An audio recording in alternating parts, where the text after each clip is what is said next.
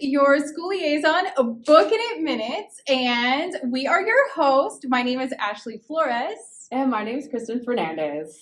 Yes, and as I was saying, this is actually episode 2 of our BookIN minutes, and today we are highlighting inclusion. That's right. So what is inclusion, Ashley? You know, that's a really, really great question, Kristen. And when I think about inclusion, I think about all or everyone, and it's really about being kind of heard and respected. It's not just about one class or one group. It's about everyone coming together. That's true. And it's also important to highlight the word diversity because I feel like they go hand in hand. So when you think of diversity, it's that diverse group of people, whether they differ from age, gender, passions even, or being a military connected child can be considered diverse.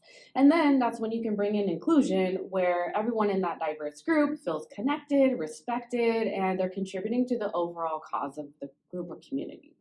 Yeah, and I think when you're talking about diversity too, you can't help but think the military connected child, and we're all exceptionally diverse and we are all over the world too. So when you're thinking about your child's next class or their next school, well, what does that look like? It looks a little probably different for everyone, but what does inclusion and being heard and being respected look like to you?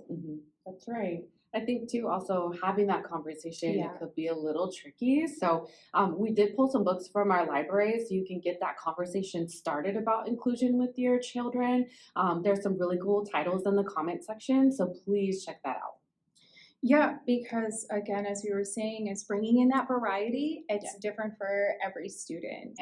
But believe it or not, the reason we're highlighting this is because these are some of our top popular questions that we get asked quite often with families who are coming or going. So we really wanted to bring this out to you all.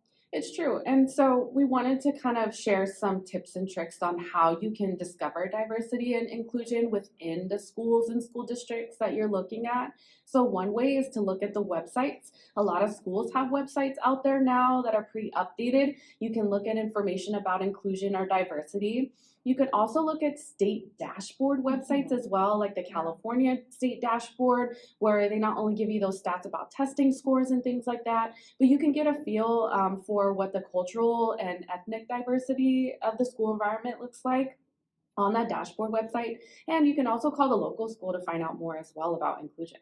Yeah, and you know, those are some fantastic ideas, especially if you're not in the local area. And those of you that are out there in the WR, well, what does that look like? These are maybe some ways to get started. But of course, if you are just not sure where to get started, as Kristen was saying, hey, we're just a phone call away. So you can always reach out to us as well.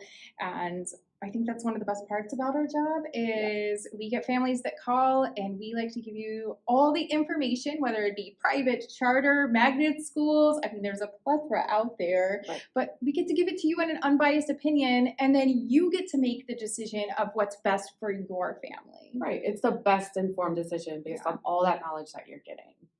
Yeah, I really think that's fantastic. And I mean, I'm looking at the time right now, and we are about out of time for this episode, but not to worry, we'll be back next month where you can find us. And again, if you do have questions in the meantime about this topic or any topic, we are always happy to assist. And next month, we're going to be highlighting ideas like pie, so please tune in.